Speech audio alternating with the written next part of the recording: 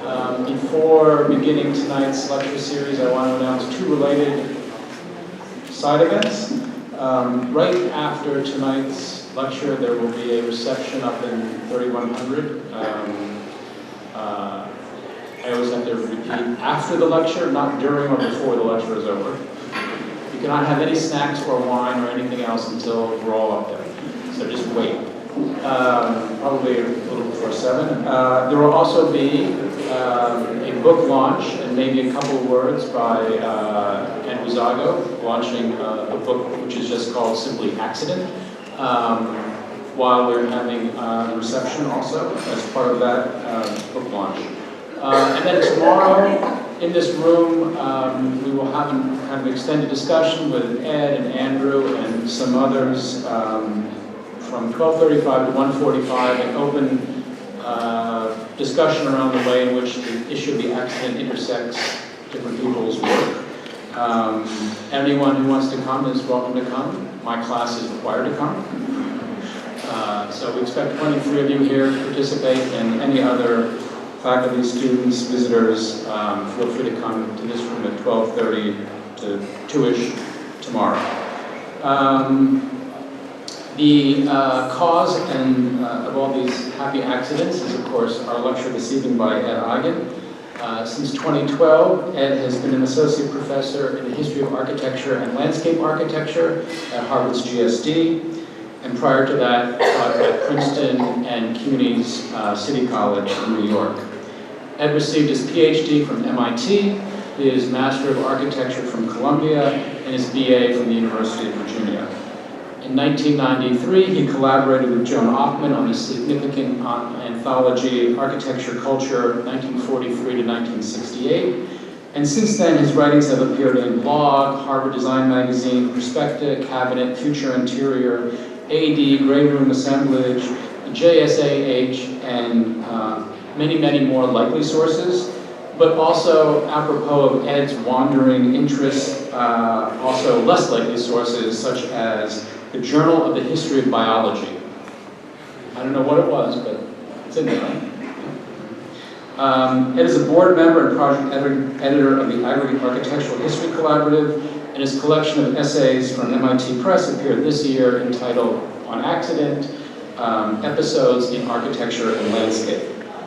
It's difficult to summarize Ed's prodigious scholarly output, which broadly considers encounters between architecture, landscape, the natural sciences, and popular history since the 19th century, and whose writings more specifically have addressed Olmsted and the eruption of landscape architecture, the paintings of J.M.W. Turner, the Obama Presidential Center in Hyde Park, as well as topics ranging from lightning strikes, shipwrecks, Evel Knievel, and the invention of the doorbell. Beyond his unique voice as an essayist, however, his continuing preoccupation across all those subjects is how we write history, how we might author histories that make something else possible. In an age that seems to be preoccupied by evidence-based design and big numbers, Ed's writing questions and expands what we accept as evidence or facts, and often begins with seemingly peripheral or contingent remains. A minor footnote, a curious statistic, a seemingly forgotten article in a newspaper, or an anecdote. In other words, he shows us how to tell different stories than the ones that condemn us to predictable conclusions and cliched evaluations. Ed's signature approach is extreme erudition combined with self-effacing personality. And it has made his work really hugely influential among younger and not so younger historian colleagues. I think what separates Ed from his would-be followers is that where they often seek refuge in the archive, looking for a new truth, Ed takes pleasure in the anecdote, resisting the impulse to make a new method of an assumed madness. He is architectural history's paranoid critic, and the closest approximation I have to reading Ed's essay is watching any film by Peter Greenaway.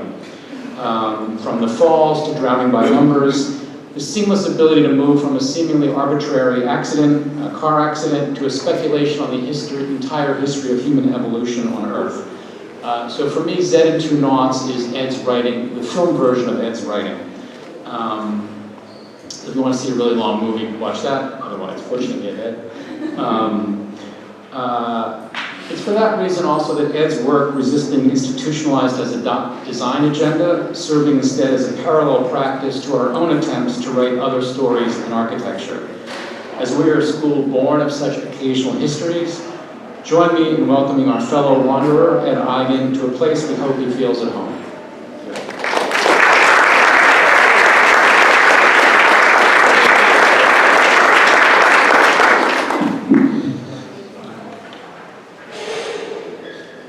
Thank you, Bob, for the enormously generous introduction, and also for vis-a-vis Greenway not talking about belly of the architect, which is, I thought is where you were going with that. I just want to say how happy I am to be here. Bob Solomon, as you know, is just a fantastic mind, and one of the great attractions I always think as a person, as a thinker, is his playfulness and the turn of mind. Which is lovely. I also want to thank Andrew for making me part of this excellent coincidence complex, which I think will be really productive. So, look, I just wanted to say a couple of introductory comments and then present a bit of what I'm calling, again here, in respectful homage to Bob, I'm calling it caber, which, as you know, comes from the Italian capitulare, which is to jump or to leap, and also presumably to come back to the ground, and we'll have something to say about that today. So the immediate prompt for my visit was the publication of this book. As you can see here, Turner's wreck buoy, which serves as a bit of an emblem for the project. Turner has been a recurring source of problems, issues of inspiration for me in thinking through his painterly practice, both with regard to his medium, but also the subject matter. And here in particular, it's hard to make out. What you're seeing here is a wreck buoy which warns navigators that there's a subtending peril and something that has to be minded, and trying to work through a historical method that is sensitive to those kinds of signs that are bobbing and buoyant, present but inconstant, legible but perhaps available to misreading, that shape our historical enterprise. The book itself, in it I adopt the persona, at least in certain measure, of this fellow named Slack, who was in the 1890s, was this third, perhaps even the second most prominent architect in Trenton, New Jersey, and which is saying something. And this is quite literally, as Bob mentioned, something I stumbled across in a microfilm, the story of Slack's disappearance. Slack is missing. Well, where did he go? And one of the formal exercises in this paper, and often when I write, I try to set up a very distinct formal problem that shapes the project perhaps more so than it should do, but is thinking through Slack's disappearance and trying to find some kind of philosophical, psychological alibi or motive, which is to say, I put it in context of this rather enormously complex and moving piece of writing by Linus W. Klein. As you can see, the migratory impulse for his love of home, which is to say, what drives us from home? Why do we become vagrants or itinerants? Why do we play hooky? Why do we dream of elsewhere, or other times? What compels us? And then that pressing desire to return home, the nostalgia of which so many great epics are born. And I tried to put these texts in connection and relation to think through this missing character Slack, but also thinking in a fairly self-conscious and perhaps even self-accusatory way about my own peregrinations through and across fields which might not ordinarily be adjacent and which might actually put up very clearly demarcated warnings against trespass. And there is certainly a price to be paid for this. These are the kind words, From my dear friend and colleague, Reinhold Martin, who did the truly unremunerative task of writing a foreword to the book. And I'll just read this to you to summarize the little enigma, the dilemma I face. He says, discussing the curious case of the suddenly disappeared Trenton architect, William Slack, whose nonchalant return 2 months later was equally mysterious, Eigen muses, yes, I'm always with my muses, right? I'm up on Parnassus, in the chapter's opening paragraph, the applicability of Klein's thesis to Slack's movement. So far, so good. Here, in full view, I am unmasked, is Eigen's signature way of tarrying over. By tarrying, I think he means I write at a very slow pace, truly. Tarrying over what can often seem to be, at best, history's remainder. Only the incautious reader, however, will presume the inadmissibility of such evidence. And this is what gets me, this keeps me up at night. To the tribunals regularly convened to shore up the fragile edifice of architectural history and proximate fields. Now, if that's what the tribunal looks like, holy cow. But I have been pilloried and posted and what have you for my, how should we say, non-canonical approach to the problem of history. But in my defense, if I can exculpate my project, I tried to bring to it a certain degree of thoroughness and responsibility, joy, pleasure, but a certain tactile sense to the materials at hand and be faithful to them in some way. So that's the project that brings me here today on accident. And the question we might pose then is, okay, now what? Because we have to move forward. So I'm going to make very quick work of this because I have a bit of a presentation for you. But, and since my topic today does surround the issue of flight, I show this enigmatic figure from the obverse of this coin, and I can talk about numismatics later, which is one of my fields of interest in many things, that was struck of Alberti. As you can see, you're probably familiar with it. And the typical range of responses one gets to a figure that hasn't been fully designated. What could that possibly mean, this winged eye? And I just show you a few examples, which all surround this, so what? Okay, you do all this work, so what? So what? And here we have one response that from Guglielmo Gorni, who's recognized as a poet citation from Virgil. And this had to do with a shepherd who was hirsute, who was unlovely, and he said, well, so what of it? And here Alberti loved this, because you probably know he was an illegitimate child, and he labored under this perceived and real social designation, so he overcame it. So what? As Popeye says, I am what I am. Okay. Own it. Then what? Okay. Quid tum, still for quid tum. As a comment designed to advance conversation. We always wanted to move on to the next question. What are you driving at? Here from Virgil's Dido, jilted by her lover Aeneas, wails quid tum, to reject one possible course of action. Then what? Okay, you don't like it? Tell me something better. Show me another way. Give me another method, to use the Greek word for a way. Or finally, and where I find myself now, what next? And here, a scholar who probably has fallen out of favor, it's well worth visiting, but in any case, Edgar Wynne, who saw in the winged eye a minatory gesture, something that was pregnant with warning and threat, and spoke of end times, of judgment, of things to come. We see that, what shall I say then when I'm said to be evaluated and judged? Well, what next? What's to become of me? To make this slightly more dire and cast. And here finally, from Ingrid Rowland, and if it wasn't clear from my caption, I'm borrowing this from some of her writings.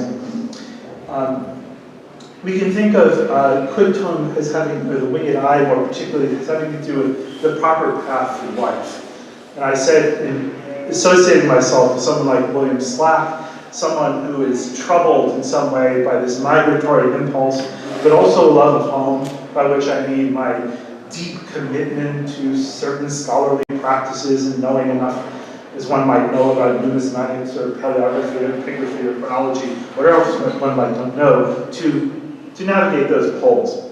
So finally here, Roland tells us, the hieroglyphic of the winged eye enjoins us to be as vigilant and as circumspect as we can, seeking everything which leads to the glory of virtue.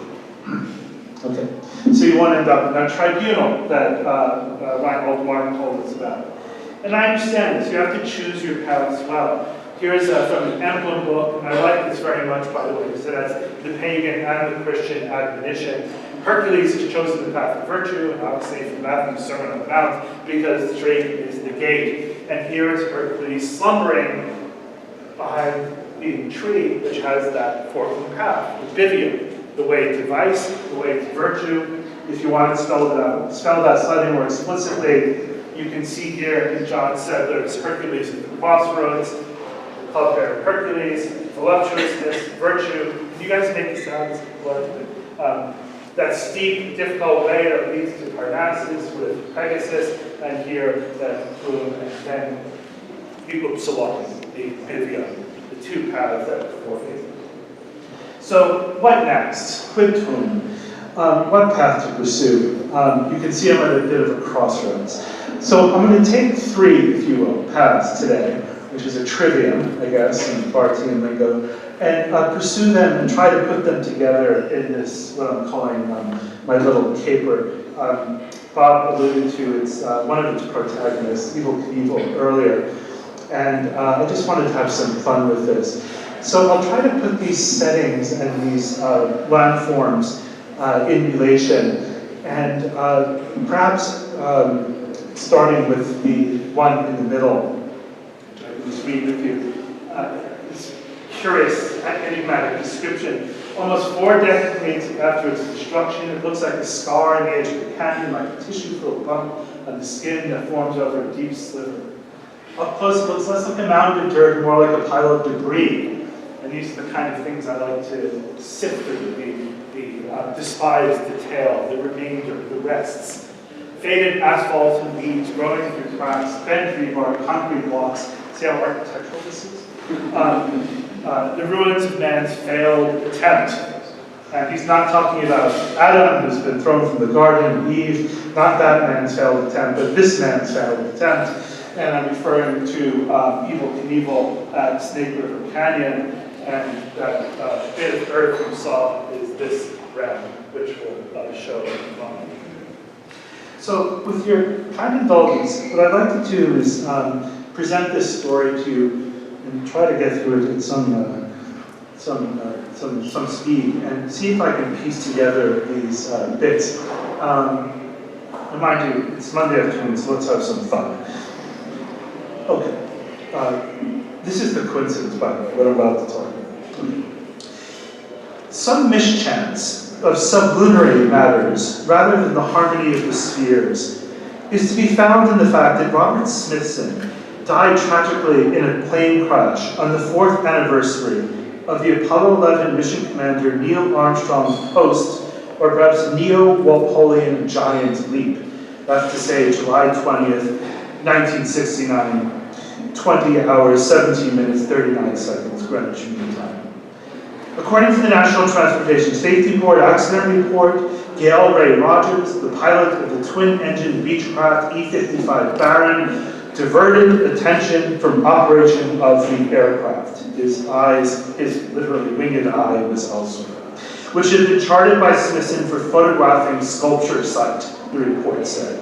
The site, in a sense resonantly articulated by Smithson, was the ranch of Stanley Marsh 3, self-styled, oil, air, and occasional art patron, located about 17 miles northwest of Amarillo, Texas.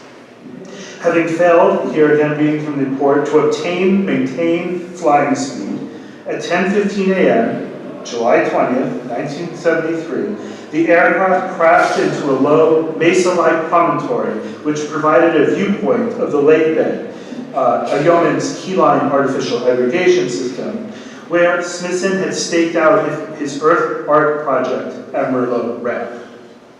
Examination of the wreckage of Beechcraft revealed its landing gears to be in the down position and its wing flaps in the approach position. So he was heading home. 23-year-old Richard F. Curtin, a marsh ranch hand and amateur photographer who had been hired to take the aerial shots, was pronounced dead at the scene, along with the pilot and the Smithson. Scheduled for 3:20 p.m. Mountain Daytime, September 8th, 1974, and media reports differ notably, if not widely, on the actual time of the launch. The motorcycle stuntman and rip-off artist, Robert Craig Evil Knievel, that's E-V-E-L-K-N-E-I-V-E-L, if you're taking notes, I don't know why you wouldn't be, but there's like a million ways to get that name wrong. Okay.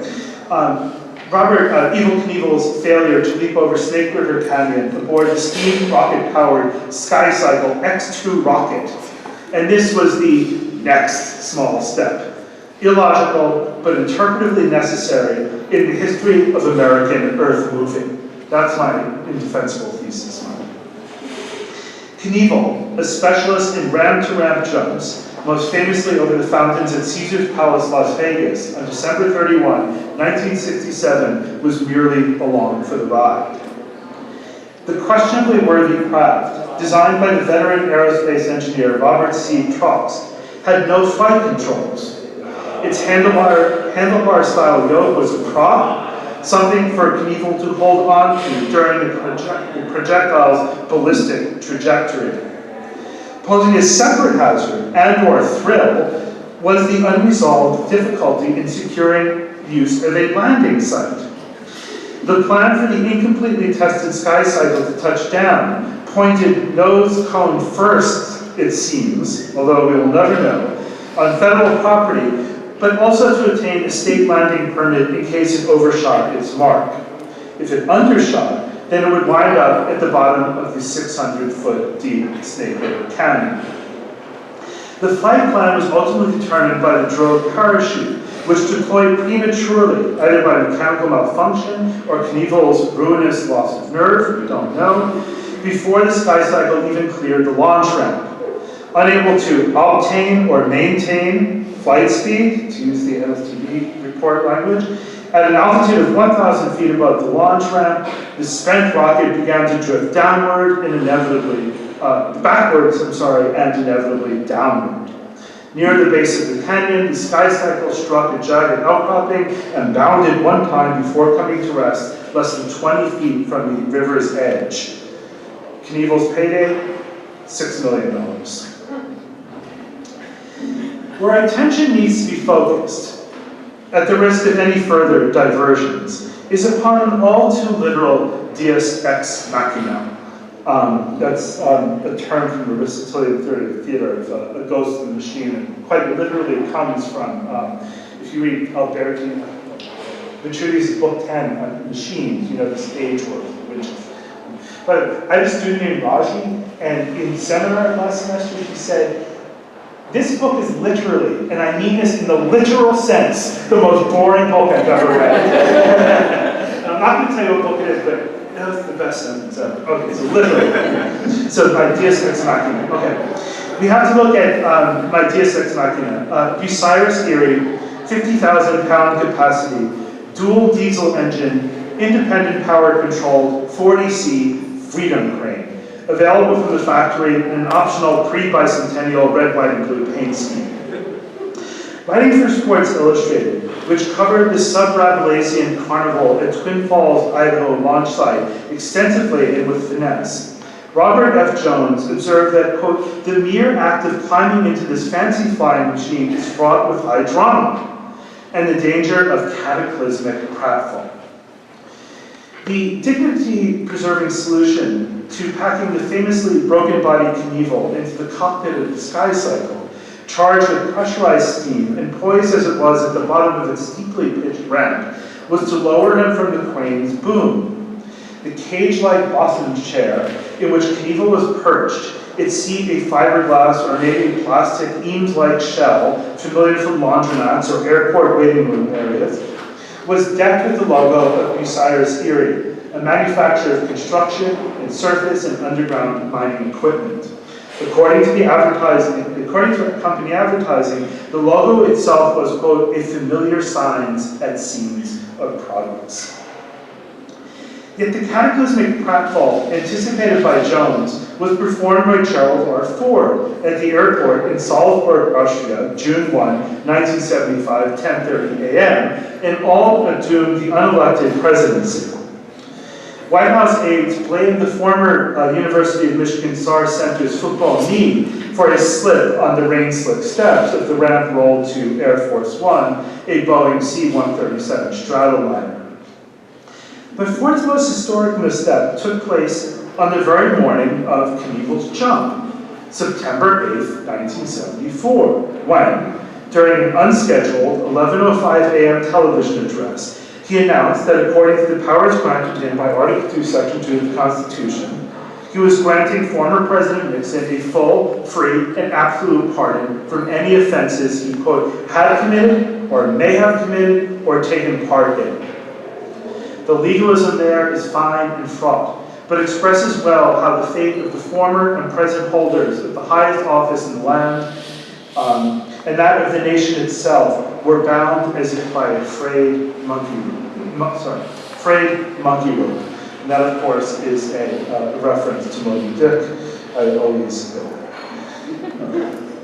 And I should say, the book I'm working on now, we can talk about later, is on landscapes and architectures having to do with the American presidency. And this project was a bit of an avant-propos, just thinking through some of the possibilities. There's a sketch.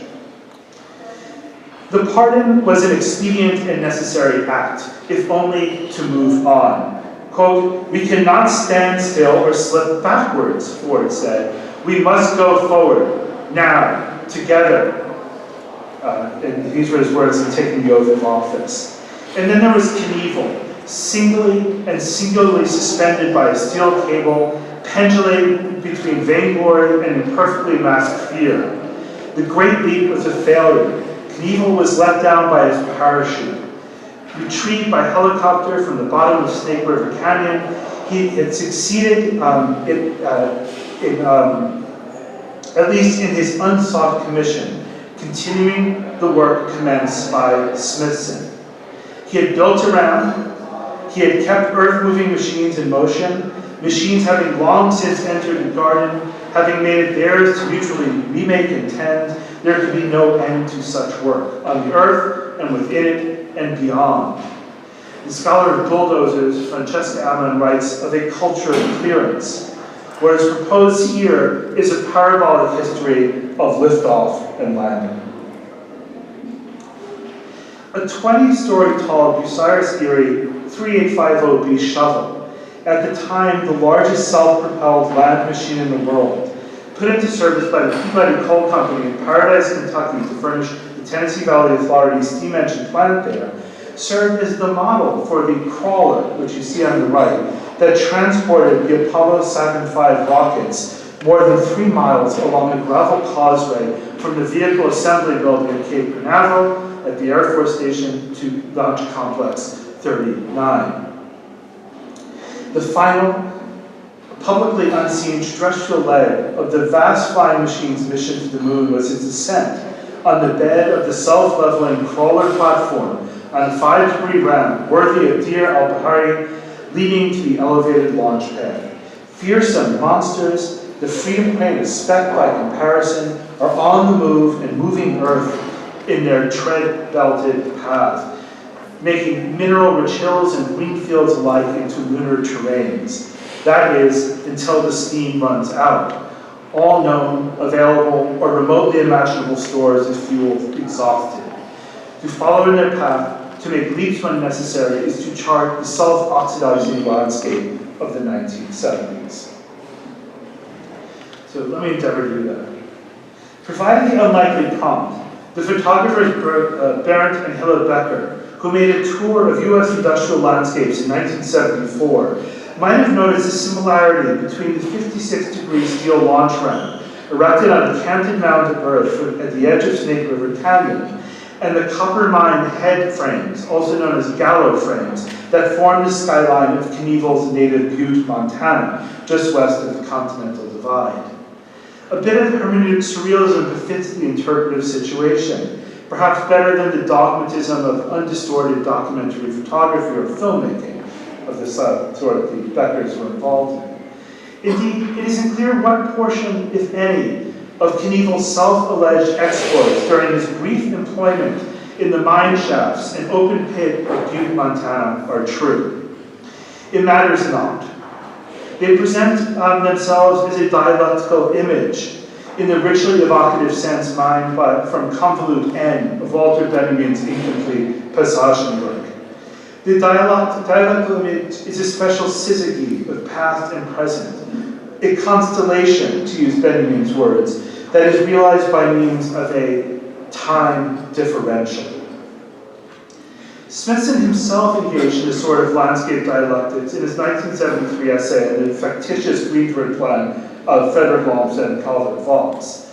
The motive of their plan, as understood by the Commissioner of New York Central Park, was to, quote, obtain large, unbroken surfaces of smooth, meadow-like ground. And that term's going to haunt us in a few minutes. Meadow-like ground, wherein the natural obstacles to this mode of treatment are of the character to be overcome, even by heavy expenditure.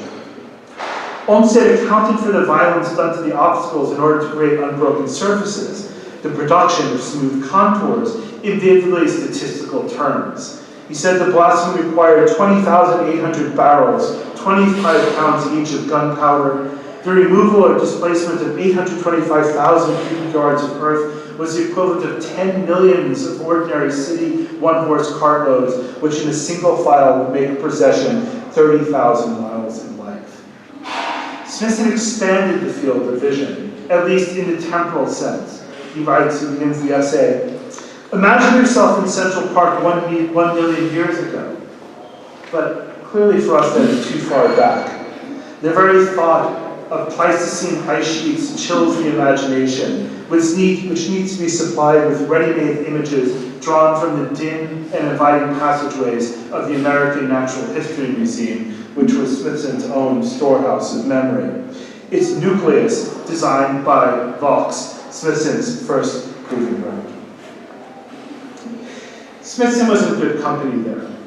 On the occasion of the laying of the cornerstone of the museum's Theodore Roosevelt Memorial, October 27, 1931, Governor Franklin Delano Roosevelt recalled that his revered fifth cousin, the bullish outdoorsman Theodore Roosevelt, after hearing that he had been given a lifelong membership to the museum, said to him, "You can learn more about nature and life in the museum than in all the books and schools in the world." Let our history begin in that pompous Roman-style memorial hall, not with the crowd-pleasing and terrifying Barosaurus, the world's tallest freestanding dinosaur mount per the museum, but with the floor-to-ceiling mural illustrating Roosevelt checking plans for the excavation of the Panama Canal.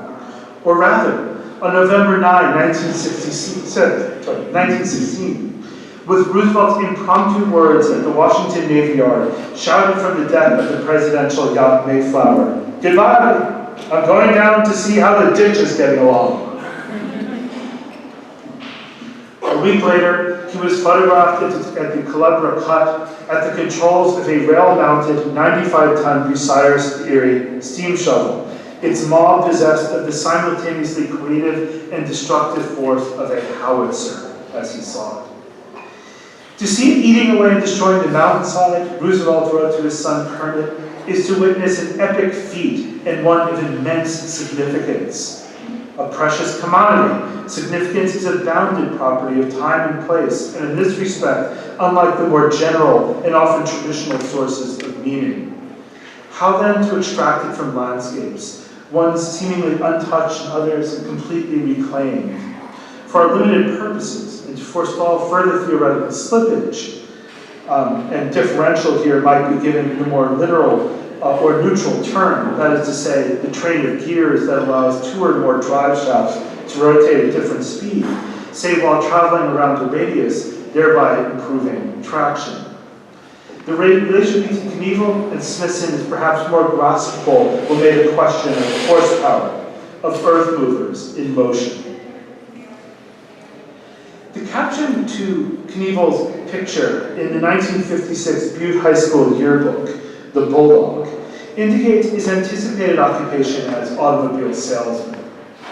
But before finishing high school, and it is not entirely clear to me whether he did in fact graduate, I've done a fair amount of research on this, but who knows. He had already begun working for the Anaconda Copper Mining Company, eschewing employment at Knievel Imports, his estranged father's local Volkswagen dealership. Knievel later recalled to a New Yorker reporter, "A lot of my friends were killed in the mines by gas, by falling down shafts, by getting crushed. One was a skip tender and a rock caught him." In this one instance, there is no reason to doubt his claims. Knievel began as a diamond drill hole cleaner. I mucked the rock, helped set the big steel plates, and kept the rock from falling down. To say that he graduated to work on the surface belies the topographic complexity produced by the extractive industries.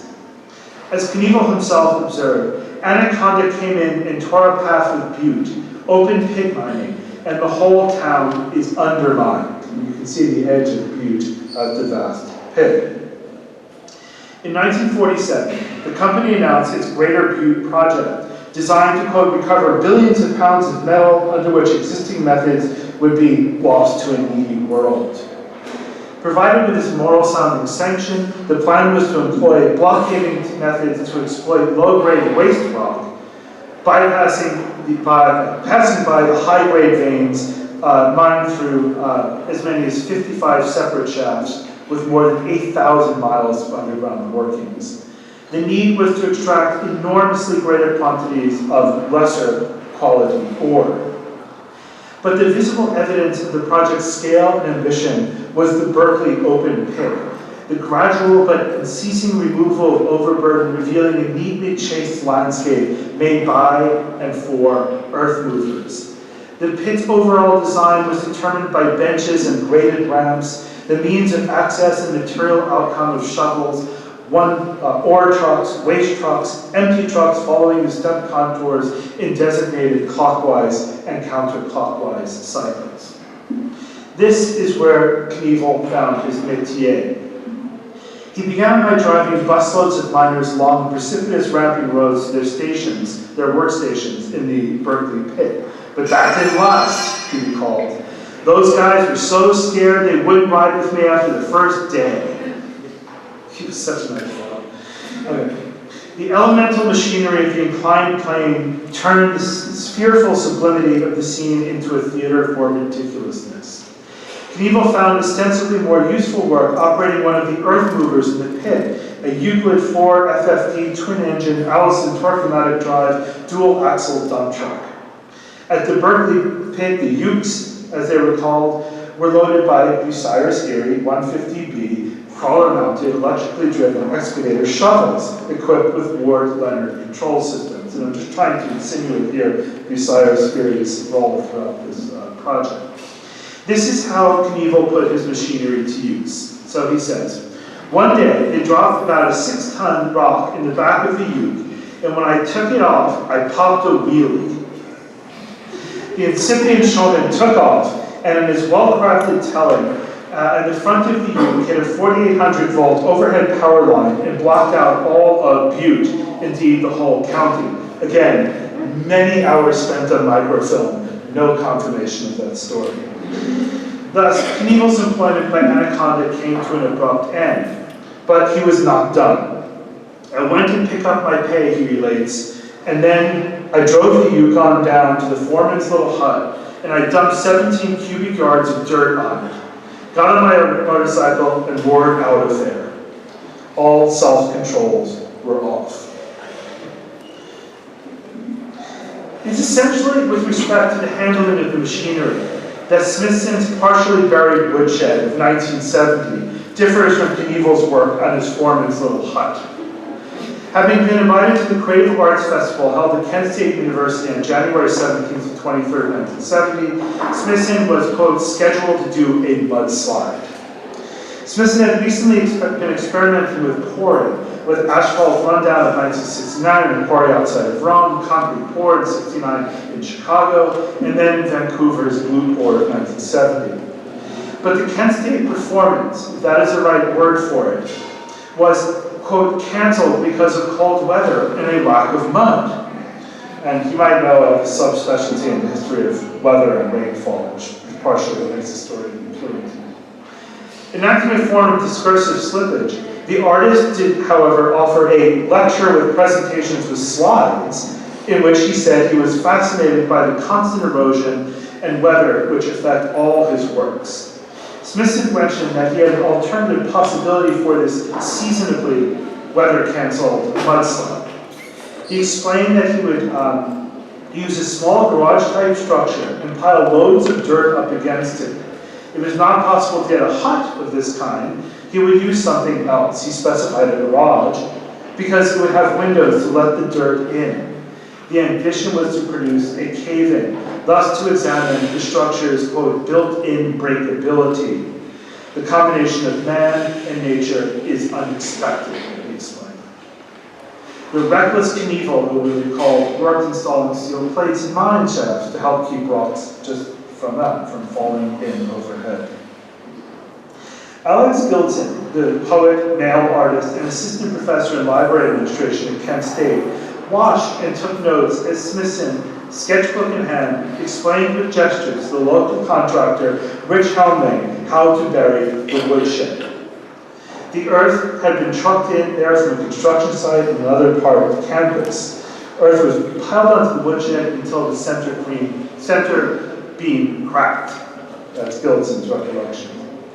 For Smithson, the induced failure of the center beam was the crux, as it were, of what Peter Shadall ever so delicately described as the artist's, quote, obsessive fascination with time, place, geology, and what he was pleased to call entropy, an elusive concept bearing on the extinction of matter that had, for his mind, an almost mystical attraction, and I would say for many of my students, too.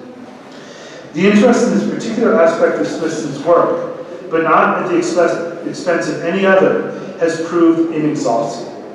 Hemling, who was operating Alice Chalmers' I-600 tractor equipped with a backhoe, was a familiar presence on the Kent State campus, contracted by the Office of Parking and Traffic for snow removal from the 60 large parking lots. Further archival research might yet reveal documentation of Hemling's particular art in shaping snow mounds, which ideally required a 38-degree angle of repose. Hemling's brother, David Hemling, like him, an excavation contractor, also became a prominent figure on campus and beyond for his role as the central witness of Jerry Rupa, one of the so-called Kent 25, on charges of arson, first-degree riot, and assaulting a fireman.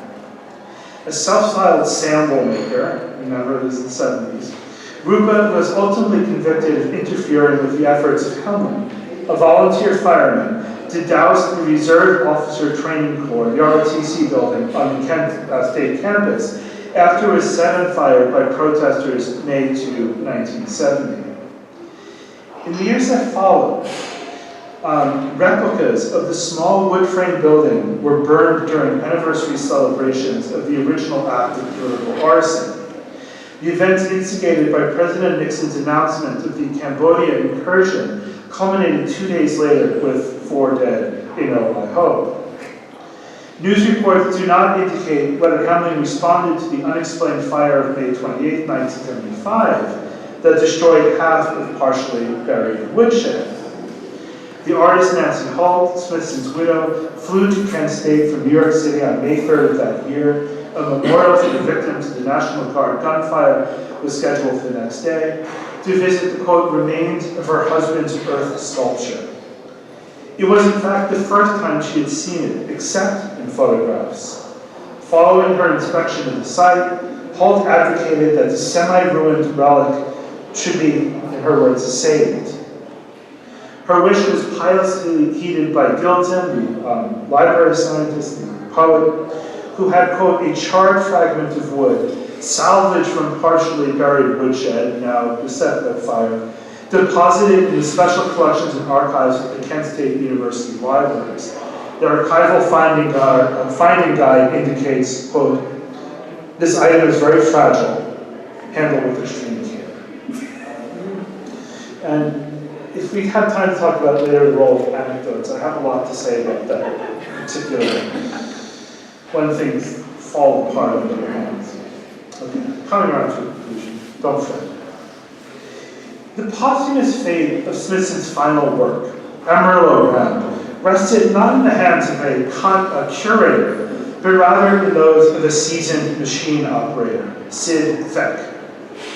In what might be regarded as a creative refusal to mourn, or perhaps an unwillingness to see things left undone, soon after Smithson's plane wreck, Nancy Holt returned to the Marsh Ranch with the artists Richard Serra and Tony Shafrazi to oversee the realization of Amarillo Ramp, where at Kent State, Smithson, notebook in hand, directed Hemling's maneuvers. The artist's absence from Amarillo Ramp produced another of these subjective slippages, whereby it was Feck's impressions, experienced from the cab of his Caterpillar 955H crawler loader, that were recorded by Holt.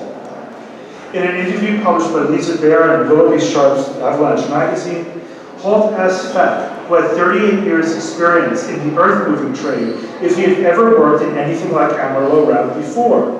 "No," he replied. "I've built a lot of dikes and things like that, but just to come to a dead end like we did on this was something new to me, something you had to finish going backwards." And this is part of my issue with paths and how we pursue these things. Sharavagi, we have a bleak path we have to follow. Things are not always so straightforward. Holt was plainly surprised by and admiring of the care with which Feck selectively quarried the red sandstone shale that he dumped in the lake to form the ramp. But his skill is exhibited not only in the process of extraction, but also in backing up, says Feck. "I took my time, making his progressively elongating reverse trajectory along the grade set out by Sarah.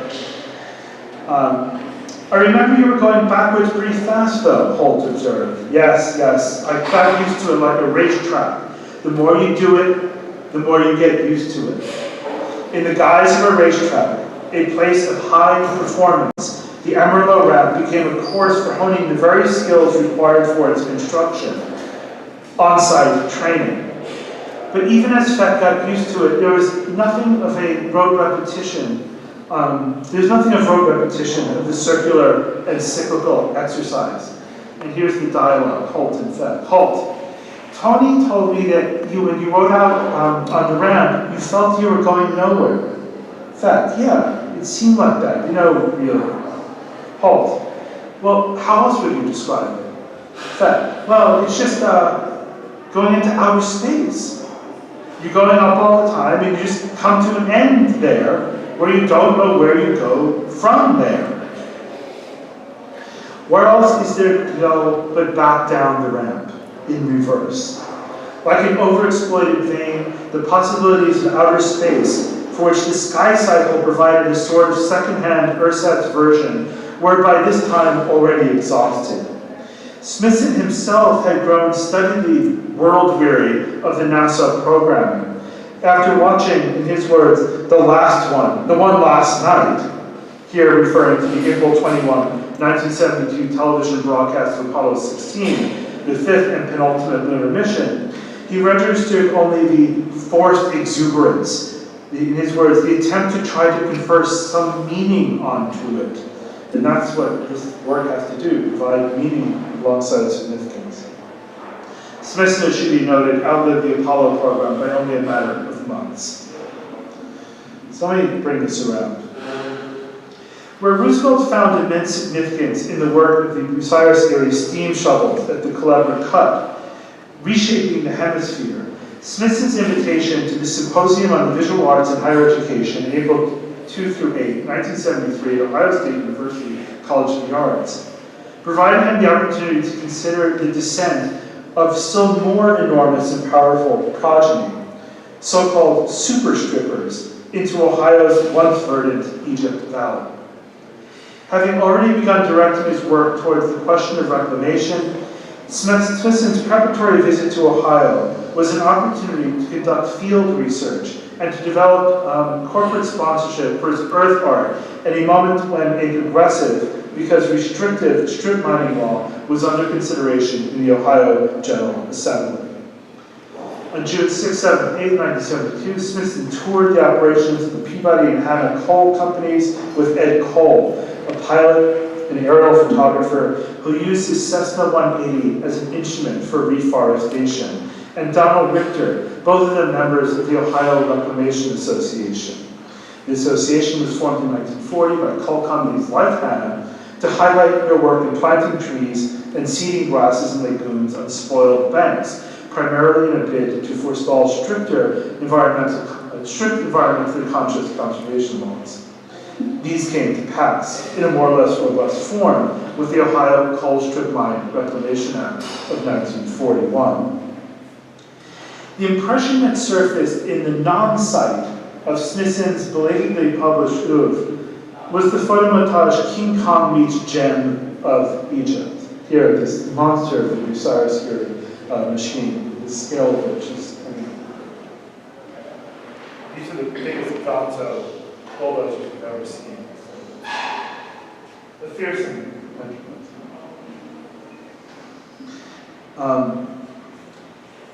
King Kong meets the gem of Egypt.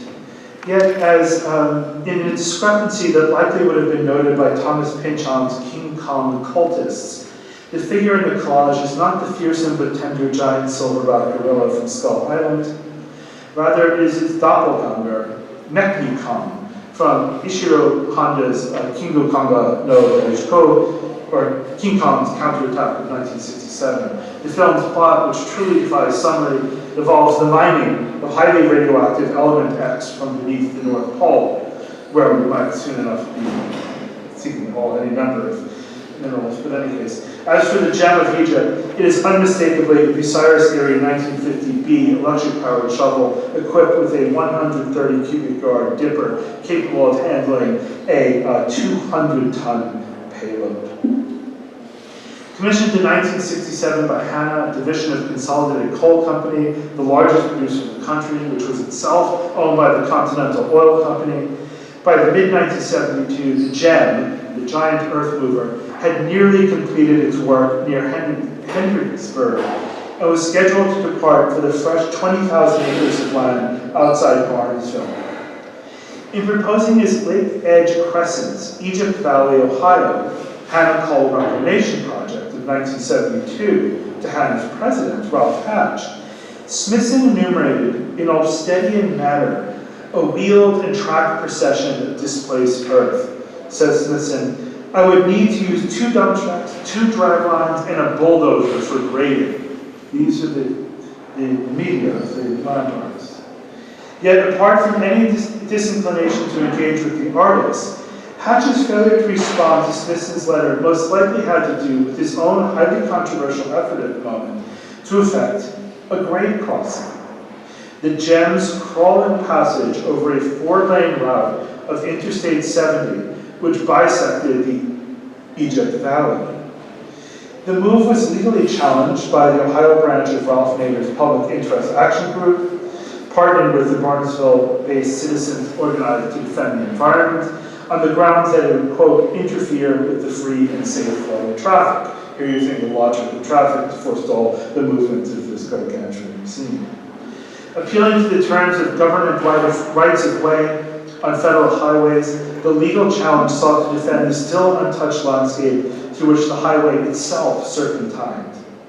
After threatening retaliatory economic warfare, Hanna accepted a compromise whereby it supported the Barnesville Planning Commission's recommendations to establish a so-called green belt around the town. But in coal-producing regions, the presence of green was as much a symptom of harm as it was an indication of health, since it represented the effects of reclamation. The gem of Egypt had left telltale signs of its presence in the valley, an alert reporter noted. Now alfalfa and vetch lay in green blanket over irregular convolutions of the strip land. Going back to what we did, are the green fields all gone? This is the premonition writ large. In another, more immediately visible concession, instead of the gem of Egypt, two comparatively smaller but still giant shovels made the crossing. And again, Egypt Valley, so I'm making the line of this crossing. In January 5, 1973, the January 5, 1973 descent into the Egypt Valley was an impressive feat of engineering stagecraft, one that Keith Knievel might have envied. The earth-moving machine deposited a 10-foot-thick earthen bed covered with oak log mats across the width of the 130-foot-wide roadway so that they themselves might cross without destroying the highway. Diversion of traffic along Interstate 70 was facilitated by